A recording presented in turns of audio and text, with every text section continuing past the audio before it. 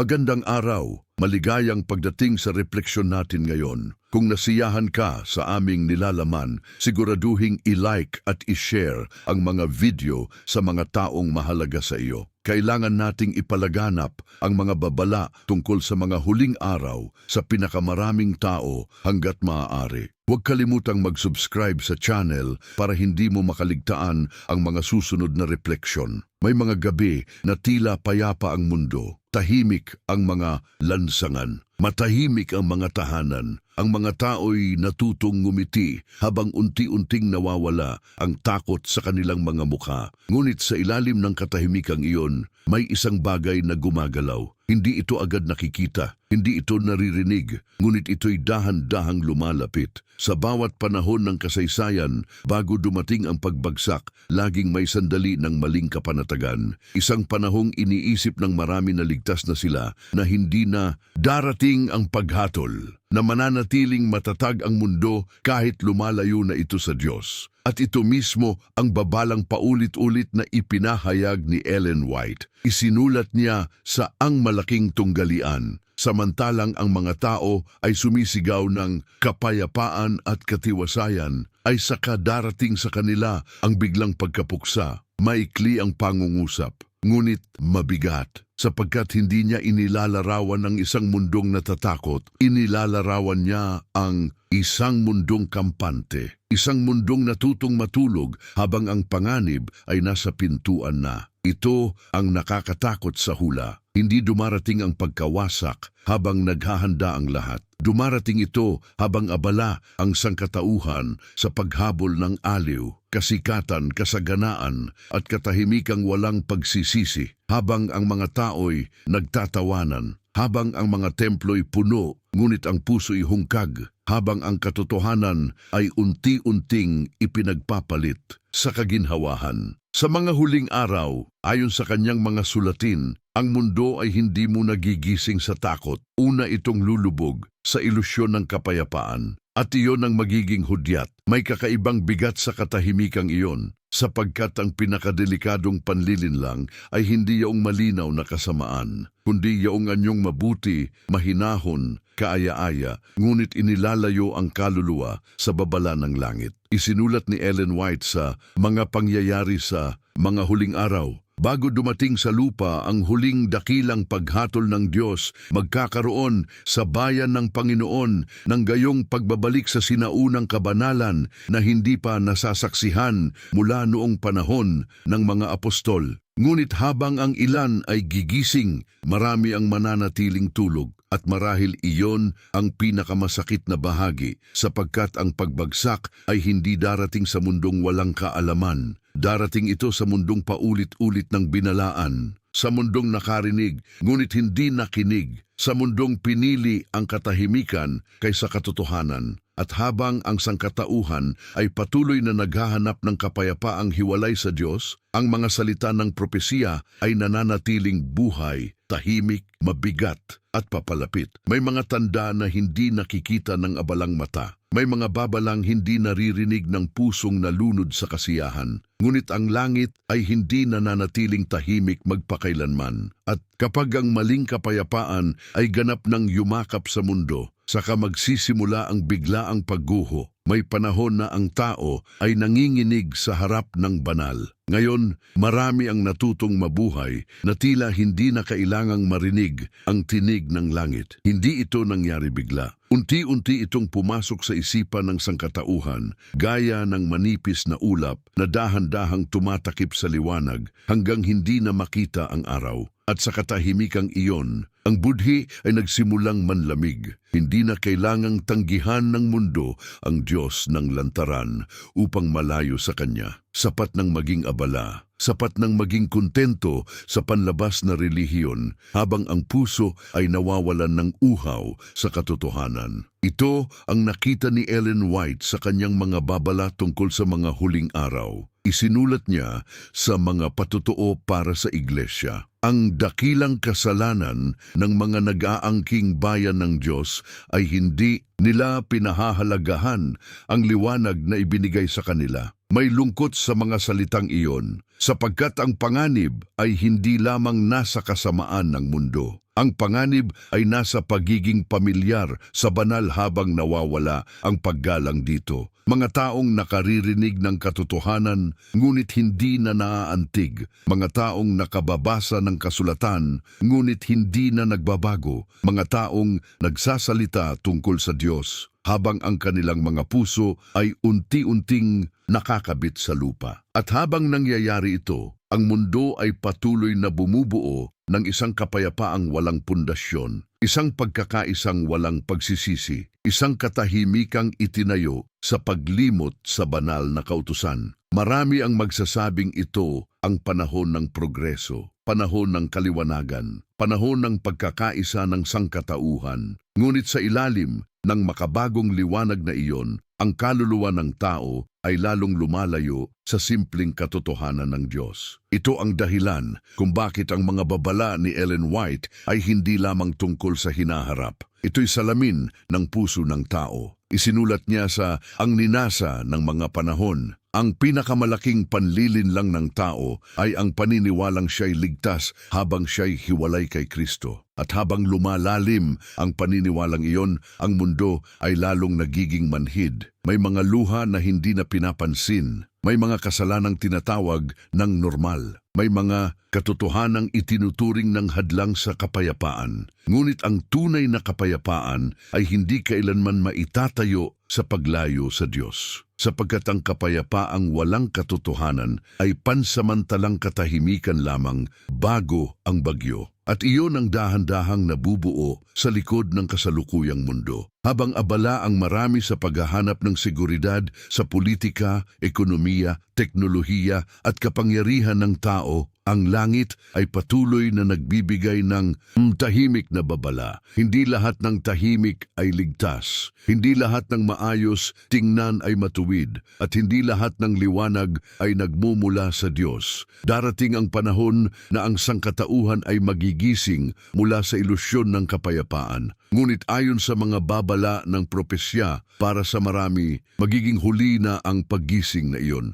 Mula pa noong sinaunang panahon, hinangad na ng tao ang isang mundong walang kaguluhan, mga kahariang bumangon, mga pinunong nangako ng kaayusan, mga kasunduang itinayo sa pag-asang matatapos ang pagdurusa ng sangkatauhan. Ngunit sa bawat henerasyon, may isang katotohanang paulit-ulit na lumilitaw. Ang kapayapaang itinayo lamang ng tao ay hindi kailanman nagtatagal. Sapagat habang sinusubukang pag-isahin ng mundo ang sarili nito, ang puso ng tao ay nananatiling hiwalay sa Diyos. At ayon sa mga babala ni Ellen White, ito ang magiging ugat ng huling malaking o panlilinlang. Isinulat niya sa Ang Malaking Tunggalian, sa pamamagitan ng dalawang dakilang kamalian, ang kawalang kamatayan ng kaluluwa at ang pangingilin ng linggo, ilalagay ni Satanas ang mga tao sa ilalim ng kaniyang mga pandaraya. Ang mga salitang ito ay hindi isinulat upang maghasik ng takot. Isinulat ang mga ito bilang babala laban sa isang sistemang magmumukhang banal, ngunit unti-unting ilalayo ang mundo sa katotohanan ng Diyos. At habang papalapit ang wakas, ang sangkatauhan ay lalo pang mananabik sa pagkakaisa. Pagkakaisang politikal, pagkakaisang relihiyoso, pagkakaisang panlipunan. Ngunit kapag ang pagkakaisang iyon ay itinayo sa pagtalikod sa katotohanan, ang kapayapaan ay magiging tabing lamang ng darating na paghatol. Ito ang masakit na bahagi ng propesya. Marami ang makakakita ng kaayusan at iisipin nilang ito'y tanda ng pag-asa. Marami ang makakakita ng katahimikan at iisipin nilang ito'y pagpapala, ngunit hindi lahat ng pagkakaisa ay mula sa langit. May mga sandaling ang mundo ay tila mas mabuti sa paningin ng tao habang ito'y lalo namang lumalayo sa liwanag ng Diyos. Isinulat ni Ellen White sa Mga Piling Mensahe. Si Satanas ay may kakayahang magpakitang tila tagapagdala ng liwanag. Napakalalim ng babalang iyon, sapagkat ipinapakita nito na ang pinakadelikadong panlilinlang ay hindi yaong hayagang masama, kundi yaong may anyo ng kabutihan, kapayapaan at kabanalan. At habang ang sangkatauhan ay naghahanap ng solusyon sa sarili nitong karunungan, ang tunay na kondisyon ng espiritu ay patuloy na bumabagsak. Mas maraming kaalaman, mas maraming teknolohiya, mas maraming kapangyarihan, ngunit mas kaunting paggalang sa banal, mas kaunting pagninilay, mas kaunting pagsisisi, at sa gitna ng lahat ng ito, ang propesya ay nananatiling matatag. Ang maling kapayapaan ay hindi aksidente. Ito'y bahagi ng huling paghahanda ng mundo bago ang biglaang pagbagsak. Darating ang panahon na ang mga bansa ay magsasalita ng seguridad habang ang pundasyon ng moralidad ay wasak na. Darating ang panahon na ang relihiyon ay gagamitin upang pagtibayin ang pagkakaisang laban sa katotohanan. At kapag ang sangkatauhan ay tuluyang naniwalang kaya nitong iligtas ang sarili nito ng hiwalay sa Diyos, saka magiging pinakamalapit ang pagguho. Hindi lahat ng kadiliman ay nagmumula sa kawalan ng liwanag. May mga pagkakataong ang tao ay nabubuhay sa gitna ng liwanag, ngunit pinipiling ipikit ang mga mata. Ito ang trahedyang paulit-ulit na lumitaw sa kasaysayan ng bayan ng Diyos. Hindi kakulangan sa babala ang naging dahilan ng pagbagsak, kundi ang pagiging manhid sa mga babalang iyon. At habang ang mundo ay papalapit sa huling yugto ng kasaysayan, ang espiritual na pagkakatulog ay lalo pang lalalim, tahimik, halos hindi mapansin, ngunit mapanganib. Isinulat ni Ellen White sa Mga Patotoo para sa Iglesia, marami ang hindi nakauunawa sa mga tanda ng panahon. Hindi nila nalalaman ang dakilang gawaing dapat maganap sa paghahanda sa pagdating ng Panginoon. May mabigat na lungkot sa mga salitang iyon sapagkat inilalarawan nito ang mga taong hindi naman walang relihiyon, mga taong pamilyar sa pananampalataya, mga taong marunong magsalita tungkol sa propesya. Ngunit habang lumilipas ang panahon, nawawala ang apoy ng paghahanda at unti-unting pumapasok ang espiritual na antok. Ang puso ay nasasanay sa mundo, ang budhi ay natututong makipagkasundo sa kasalanan, at ang kaluluwa ay dahan-dahang nawawala ng pagnanais na maging banal. Ito ang mapanganib sa maling kapayapaan. Hindi lamang nito pinapatahimik ang mundo, pinapatulog nito ang espiritu. Kapag ang tao ay hindi na natitinag sa katotohanan, nagsisimula siyang maniwalang ligtas siya kahit malayo na siya sa Diyos. At ito mismo ang kalagayang inilalarawan ng propesya. Sa labas, may kaayusan, may relihiyon, may mga pagtitipon, may mga salita tungkol sa pag-ibig at pananampalataya, ngunit sa lihim na bahagi ng puso, ang uhaw sa katuwiran ay unti-unting nawawala. Isinulat ni Ellen White sa Kristo ang ating katuwiran. Ang pinakamalaking pangangailangan ng iglesia ngayon ay ang pagkakaroon ng tunay na pagbabagong loob. Hindi panlabas na anyo, hindi emosyonal na sigla lamang, kundi tunay na pagbabalik loob ng puso, sapagkat sa mga huling araw, marami ang magiging kontento sa anyo ng kabanalan habang itinatanggi ang kapangyarihan nito sa buhay. At habang nangyayari iyon, ang mundo ay patuloy na magsasabing payapa ang lahat. Ngunit ang langit ay nakakakita ng ibang larawan. Nakikita nito ang mga pusong pagod na sa pakikipaglaban para sa katotohanan. Nakikita nito ang mga kaluluwang natutong mahalin ang kaginhawahan kaysa pagsunod. Nakikita nito ang isang henerasyong unti-unting nawawala ang takot sa banal. At sa katahimikang iyon, ang mga salita ng propesya ay lalong nagiging mabigat, sapagkat ang pinakadelikadong sandali ay hindi kapag malinaw ang kasamaan, kundi kapag ang mga tao'y nananatiling antulog habang ang liwanag ay nasa harapan na nila. At habang ang mundo ay abala sa paghahanap ng panibagong uri ng kapayapaan, ang tunay na tanong ng langit ay nananatili. Gising pa ba ang kaluluwa o natutulog na rin ito kasama ng mundo? Sa bawat panahon ng panganib, may mga bantay na inilalagay sa pader, mga tinig na dapat sumigaw habang may oras pa, mga taong tinawag hindi upang aliwin ang bayan, kundi upang balaan ito. Ngunit ayon sa mga Isinulat ni Ellen White, darating ang panahon na marami sa mga bantay ay mananahimik. At kapag ang mga bantay ay natutong mahalin ang katahimikan kaysa katotohanan, ang bayan ay magsisimulang matulog ng mas mahimbing sa gitna ng panganib. Ito ang isa sa pinakamabibigat na larawan ng mga huling araw. Hindi lamang dahil sa kasamaan ng mundo, kundi dahil sa paghina ng malinaw na babala. Isinulat ni Ellen White sa Ang Malaking Tunggalian, ang mga tagapangaral ay nagsasalita ng mga bagay na nakalulugod sa mga tao. Hindi nila tinutuligsa ang kasalanan. Tahimik, ngunit mabagsik ang kahulugan nito. Sapagkat kapag ang katotohanan ay unti-unting pinapalitan ng mensaheng nagbibigay lamang ng ginhawa, ang espiritu ng paghahanda ay namamatay. At iyon ang nais marinig ng marami. Mga salitang magaan, mga pangakong walang pagtanggi sa sarili, mga mensaheng nagsasabing ligtas ang tao kahit hindi siya nagbabago. Ngunit ang tunay na pag-ibig ng langit ay hindi nananatiling tahimik habang ang kaluluwa ay naliligaw. Ito ang dahilan kung bakit ang mga propeta ng Diyos ay madalas na tinanggihan, sapagkat ang tunay na babala ay gumigising sa budhi, at ang budhing ginigising ay nasasaktan bago ito maghilom. Habang papalapit ang wakas, ang mundo ay lalo pang maghahanap ng mga tinig na hindi nakagagambala. Mga tinig na nagsasabing maayos ang lahat. Mga tinig na nagpapatahimik sa takot ngunit hindi nagdadala ng pagsisisi. At sa gitna ng gayong panahon, ang tunay na mensahe ng Diyos ay magiging tila kakaiba, mabigat at hindi kanais-nais sa marami. Isinulat ni Ellen White sa Mga Gawa ng Mga Apostol, ang katapatan sa Diyos ay hindi kailanman naging popular sa sanlibutan. May matinding katotohanan doon, sapagkat ang katotohanan ay hindi laging tinatanggap ng karamihan. Minsan ito'y tinatawanan, minsan ito'y iniiwasan, at kung minsan ito'y pinatatahimik upang mapanatili ang huwad na kapayapaan. Ngunit ang langit ay hindi sumusukat sa tagumpay ayon sa dami ng pumapalakpak. Sinusukat nito ayon sa katapatan. At habang ang maraming tinig ay patuloy na nangangakong ligtas ang mundo, ang propesiya ay nananatiling hindi nagbabago. Ang biglaang pagguho ay darating. Hindi dahil kulang ang babala, kundi dahil marami ang piniling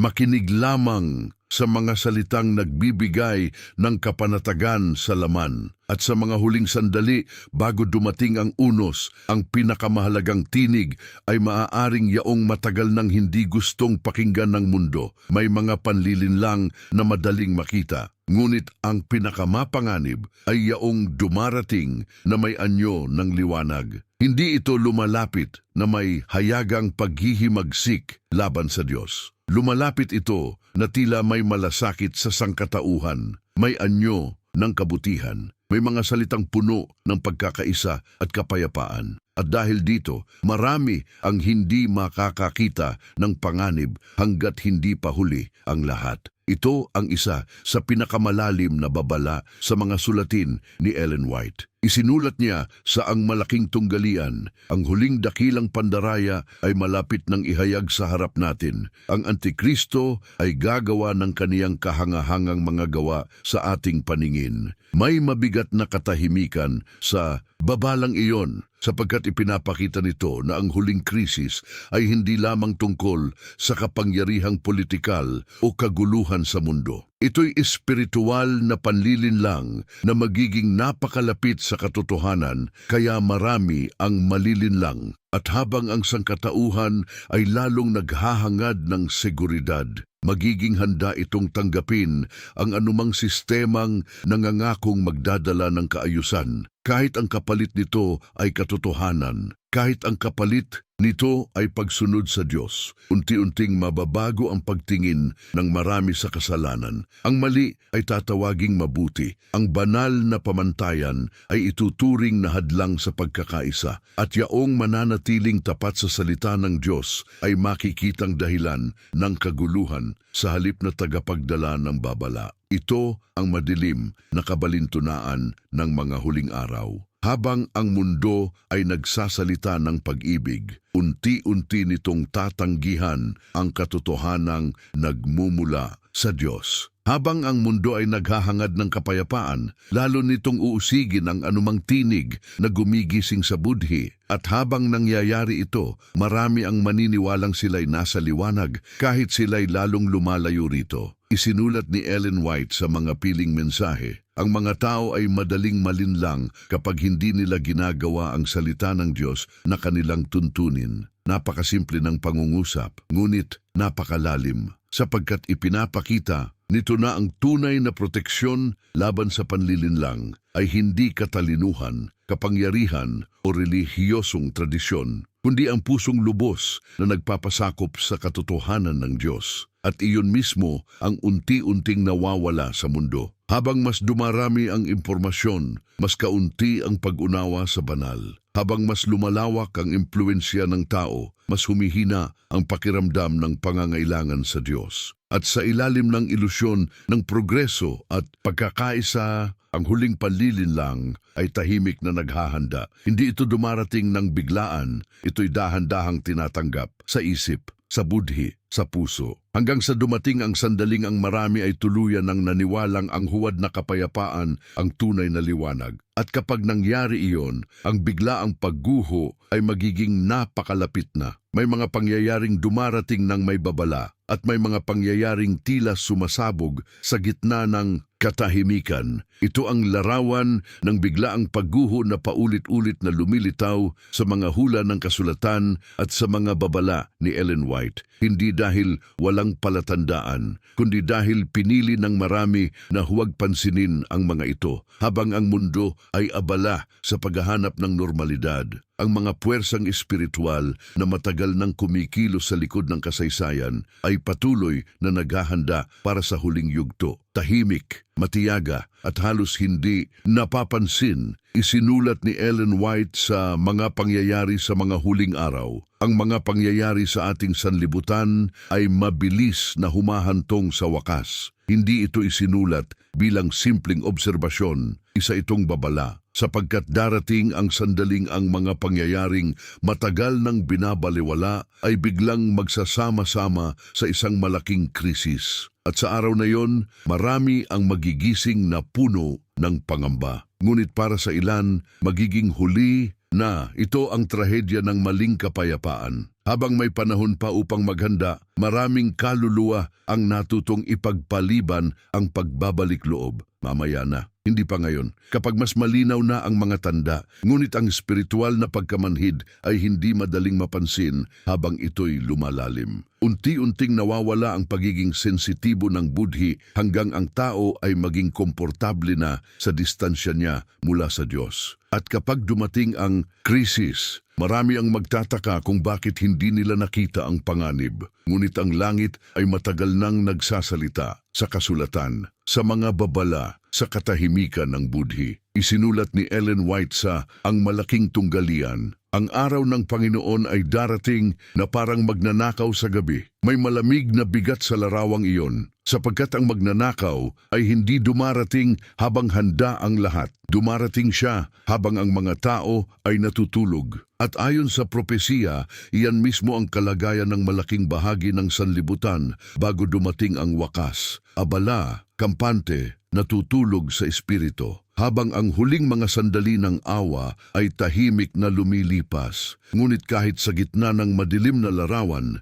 may paanyaya pa rin ang langit, sapagkat ang layunin ng babala ay hindi upang itulak ang tao sa kawalan ng pag-asa, kundi upang gisingin siya habang may oras pa, habang may liwanag pa, habang ang pinto ng awa ay hindi pa tuluyang nagsasara. Ngunit bawat araw na lumilipas, ang mundo ay lalong naniniwalang ligtas ito sa sarili nitong lakas. At sa mismong sandaling maramdaman ng sangkatauhan na matatag na ang lahat, maaaring iyon na rin ang sandaling pinakamalapit na ang pagbagsak. Bago dumating ang paghatol, laging may tinig na tumatawag. Hindi agad isinasara ng langit ang pinto ng awa. Bago bumagsak ang mga kaharian sa nakaraan, may mga propetang ipinadala. May mga babalang ibinigay, may mga pusong sinubukang gisingin. At ayon sa mga sulatin ni Ellen White, ganun din sa mga huling araw. Habang ang mundo ay unti-unting lumulubog sa huwad na kapayapaan, may huling panawagan na maririnig. Tahimik para sa ilan, ngunit mabagsik sa budhing handa pang makinig. Isinulat niya sa mga talinhaga ni Kristo. Ngayon ang panahon ng biyaya, ngayon ang araw ng kaligtasan. Napakasimple ng mga salita. Ngunit tila may bigat ng kawalang hanggan, sapagkat ipinapaalala nito na ang awa ng Diyos ay hindi walang hanggan sa kasalukuyang anyo nito. Darating ang sandaling ang paanyaya ay hindi na maririnig gaya ngayon. At iyan ang dahilan kung bakit ang mga huling babala ay napakahalaga. Hindi ito ibinigay upang magdulot ng takot lamang, kundi upang iligtas habang may panahon pa, habang ang puso ay maaari pang lumambot, habang ang budhi ay kaya pang tumugon sa tinig ng Espiritu. Ngunit ang mundo ay madaling maabala. Habang nagsasalita ang langit, ang sangkatauhan ay madalas na nakatingin sa ibang direksyon, abala sa sarili nitong mga plano, abala sa aliw, abala sa pagtatayo ng buhay na tila mananatili magpakailanman. At sa katahimikang iyon, maraming kaluluwa ang hindi namamalayang papalapit na sa hangganan ng kanilang huling pagkakataon. Ito ang mabigat na katotohanan ng propesya. May wakas ang panahon ng paanyaya. Isinulat ni Ellen White sa Ang Malaking Tunggalian. Kapag natapos na ang gawain ng pagsisiyasat, ang kapalaran ng lahat ay mapagpapasiyahan na. Tahimik, ngunit nakapanghihilakbot ang larawan. Sapagkat ipinapakita nito ang isang sandaling hindi na mababago ang pinili ng tao. Yaong paulit-ulit na tumanggi sa liwanag ay mananatili sa kadiliman. At yaong humawak sa katotohanan kahit sa gitna ng takot ay mananatiling nasa ilalim ng pangangalaga ng Diyos. Ngunit bago dumating ang sandaling iyon, may huling pagsusumamo pa ang langit. Hindi ito sigaw ng galit, kundi panawagan ng pag-ibig. Pag-ibig na matagal nang tinanggihan. Pag-ibig na patuloy na kumakatok kahit ang mundo ay natutulog. At marahil ito ang pinakamasakit na bahagi ng lahat, na maraming tao ang maririnig ang babala, ngunit pipiliing manatili sa komportabling ilusyon ng kapayapaan. Sapagkat ang katotohanan ay madalas na humihingi ng pagbabago at maraming puso ang mas pinipiling manatiling payapa kaysa maging banal. Ngunit ang tunay na awa ng Diyos ay hindi lamang nagbibigay ng kapanatagan. Ito'y gumigising, ito'y nagtutuwid, ito'y naghahanda sa kaluluwa bago dumating ang araw na wala nang babala pang maririnig. Darating ang sandali na ang katahimikan ng mundo ay mababasag. Ang mga taong matagal nang nagsasabing ligtas ang lahat ay biglang manginginig. Ang mga pusong natutong umasa sa lakas ng tao ay makararamdam ng kawalan ng matatakbuhan. At yaong matagal nang ipinagpaliban ang pakikipagkasundo sa Diyos ay haharap sa isang nakapangingilabot na tanong. Bakit hindi ako naghanda habang may panahon pa? Ito ang larawan ng biglaang paggising na inilarawan sa mga huling babala ng propesya. Hindi dahil kulang ang liwanag, hindi dahil walang nagsalita, kundi dahil maraming tao ang naniwalang may oras pa palagi. Isinulat ni Ellen White sa Ang Malaking Tunggalian, kapag ang di maaaring bawiing pasya ng santuwaryo ay naipahayag na at ang kapalaran ng sanlibutan ay naitakda na magpakailanman, hindi ito malalaman ng mga naninirahan sa lupa. May malamig na bigat sa mga salitang iyon sapagkat ipinapakita nito na ang pinakamahalagang sandali sa kasaysayan ng tao ay darating habang ang marami ay nagpapatuloy sa normal na buhay. Kumakain, nagtatrabaho, nagpaplano para sa kinabukasan, habang hindi nila namamalayan na ang panahon ng awa ay tahimik nang nagsasara. At kapag ang mga pangyayaring matagal nang ipinagwalang bahala ay tuluyan nang magsimulang bumagsak sa mundo, ang takot ay kakalat ng mabilis. Ngunit hindi lahat ng takot ay nagdadala ng tunay na pagsisisi. May mga pusong naghahanap lamang ng pagtakas sa kaparusahan, ngunit hindi tunay na naghahangad ng pagbabalik loob. At ito ang malungkot na katotohanan ng maraming kaluluwa sa huling mga araw. Nais nila ang kaligtasan ng walang pagsuko. Nais nila ang kapayapaan ng walang pagbabago ng puso. Ngunit ang propesya ay paulit-ulit na nagpapakita na ang tunay na paghahanda ay hindi nagsisimula sa takot. Nagsisimula ito sa pagpapasakop sa Diyos habang tahimik pa ang mundo, habang may panahon pa upang pumili. Isinulat ni Ellen White sa mga patotoo para sa iglesia, ang bagyo ay dumarating ng walang babala at tayo'y dapat maging handa sa pamamagitan ng pagsisisi sa Diyos at pananampalataya kay Hesukristo. May matinding kabigatan sa paalalang iyon sapagkat ipinapakita nito na ang paghahanda ay hindi lamang kaalaman tungkol sa propesiya. Ito'y kalagayan ng puso. At habang ang mundo ay unti-unting nawawasak sa ilalim ng sarili nitong ilusyon ng seguridad, ang pagkakaiba ng tunay at huwad na pananampalataya ay magiging malinaw.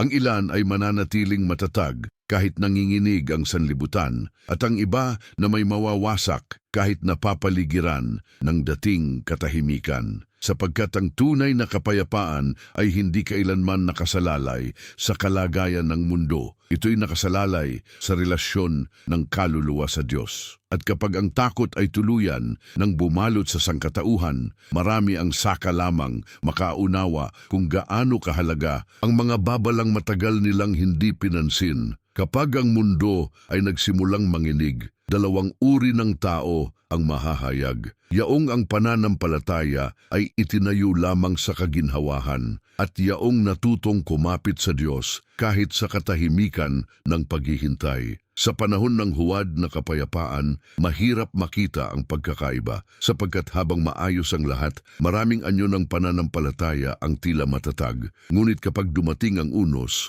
ang lihim na pundasyon ng bawat kaluluwa ay mahahayag. Ito ang isa sa pinakamahalagang tema sa mga isinulat ni Ellen White tungkol sa huling mga araw. Hindi sapat ang panlabas na relihiyon. Hindi sapat ang kaalaman lamang. Darating ang panahon na ang bawat puso ay susubukin at yaon lamang may tunay na pagtitiwala sa Diyos ang mananatiling nakatayo. Isinulat ni Ellen White sa Ang Dakilang Tunggalian, ang panahon ng kabagabagan na nasa harap natin ay mangangailangan ng pananampalatayang makapagtitiis ng kapaguran, pagkaantala at kagutuman. May kabigatan sa mga salitang iyon na hindi kayang alisin ng anumang aliw ng mundong ito. Sapagkat ipinapakita nito na ang huling krisis ay hindi lamang pagsubok ng isip, ito'y pagsubok ng pagtitiwala. Habang ang mundo ay nawawalan ng kapanatagan, ang marami ay mawawalan din ng pag-asa dahil ang kanilang kapayapaan ay nakatali lamang sa nakikitang bagay. Ngunit may mga kaluluwang natutong magtiwala kahit hindi malinaw ang bukas. Mga pusong natutong sumunod kahit sila'y nag-iisa. Mga taong piniling maging tapat kahit hindi sila nauunawaan ng karamihan. At sa gitna ng kaguluhan ng huling mga araw, ang kanilang katahimikan ay magiging kakaiba sa sanlibutan. Hindi dahil wala silang takot, kundi dahil may mas malalim silang pinanghahawakan kaysa sa seguridad ng mundo. Ito ang pagkakaiba ng huwad at tunay na kapayapaan. Ang huwad na kapayapaan ay nawawasak kapag nawawala ang kontrol. Ngunit ang kapayapaang mula sa Diyos ay nananatili kahit nanginginig ang lupa. Isinulat ni Ellen White sa Ang Ninasa ng Mga Panahon, ang pusong nananahan kay Kristo ay mapapanatag sa gitna ng bagyo. Napakalalim ng larawan na iyon, sapagkat hindi nito ipinapangakong mawawala ang unos. Hindi nito sinasabing magiging madali ang mga huling araw. Ngunit ipinapakita nito na may uri ng pananampalatayang hindi kayang wasakin ng takot. At habang ang sangkatauhan ay unti-unting nahaharap sa bunga ng paglayo nito sa Diyos, ang liwanag ng tunay na pananampalataya ay magiging lalong malinaw sa gitna ng kadiliman. Hindi ito liwanag ng kasikatan, hindi ito liwanag ng kapangyarihan, kundi tahimik na katapatan, tahimik na pagsunod, tahimik na pagtitiwala sa Diyos kahit ang mundo ay nalulunod sa pangamba. At marahil sa mga huling sandali ng kasaysayan, iyon ang magiging pinakamalakas na patotoo sa isang sanlibutang matagal nang naniwala na maaari itong mabuhay nang hiwalay sa may lalang nito. May mga sandaling hindi agad napapansin ng tao. tahimik, halos ordinaryo sa paningin ng mundo. Ngunit sa langit, iyon na pala ang sandaling nagbabago ang kasaysayan magpakailanman. Ito ang isa sa pinakamabigat na larawan sa mga huling babala ng propesiya, ang pagsasara ng panahon ng awa. Hindi ito sasamahan ng tunog ng trumpeta na maririnig ng buong sanlibutan. Hindi agad titigil ang mga lungsod. Hindi agad mawawala ang ingay ng pang-araw-araw na buhay. Sa paningin ng marami, magpapatuloy lamang ang lahat gaya ng dati. Ngunit ayon sa mga isinulat ni Ellen White, darating ang sandaling ang pasiya ng bawat kaluluwa ay tuluyan ng matitiyak. At pagkatapos noon, wala nang pagbabalik. Isinulat niya sa Ang Malaking Tunggalian, kapag si Jesus ay tumigil na sa pamamagitan sa tao, ang kapalaran ng bawat isa ay mapagpapasiyahan na. Napakatahimik ng pangungusap, ngunit tila may bigat ng walang hanggan, sapagkat ipinapakita nito na ang pinakakritikal na sandali sa kasaysayan ng tao ay hindi darating na may panlabas na karangyaan. Darating ito habang ang marami ay hindi nakauunawa sa nangyayari. At ito ang dahilan kung bakit ang huwad na kapayapaan ay napakadelikado. Pinapatulog nito ang kaluluwa hanggang sa dumating ang sandaling hindi na nito maririnig ang huling tawag ng awa. May mga taong nag-aakalang maaari nilang piliing lumapit sa Diyos anumang oras nila gustuhin. Ngunit ang budhi ay hindi nananatiling sensitibo habang buhay kapag paulit-ulit na tinatanggihan ang liwanag. Unti-unti itong naninigas. Unti-unti itong nawawalan ng kakayahang tumugon. At darating ang araw na ang tao ay magiging lubos ng kampante sa kanyang paglayo sa Diyos. Iyon ang nakapangingilabot na bahagi ng espiritual na pagkakatulog. Hindi nito pinaparamdam agad ang panganib. Isinulat ni Ellen White sa mga patotoo para sa iglesia. Ang mga tumatanggi sa Espiritu ng Diyos ngayon ay hindi magiging handa upang tumugon kapag ang awa ay tumigil na. Napakalalim ng babalang iyon, sapagkat ipinapakita nito na ang paghahanda para sa wakas ay nangyayari ngayon sa mga tahimik na pagpili ng puso, sa pagtanggap o pagtanggi sa katotohanan, sa pakikinig o pagbaliwala sa tinig ng Diyos. At habang ang mundo ay patuloy na nabubuhay sa ilusyon ng kaligtasan at katatagan, ang oras ng awa ay tahimik na lumalapit sa hangganan nito. Walang tao ang nakaalam ng eksaktong sandali, ngunit ang propesiya ay malinaw. Hindi mananatiling bukas magpakailanman ang pinto ng biyaya. At kapag ito'y tuluyan nang nagsara, marami ang sakalamang makaaunawa na ang tunay na panganib ay hindi ang mga unos ng mundo, kundi ang pusong natutong mabuhay ng hiwalay sa Diyos hanggang hindi na nito kayang bumalik. At pagkatapos ng mahabang katahimikan, darating ang pagbagsak.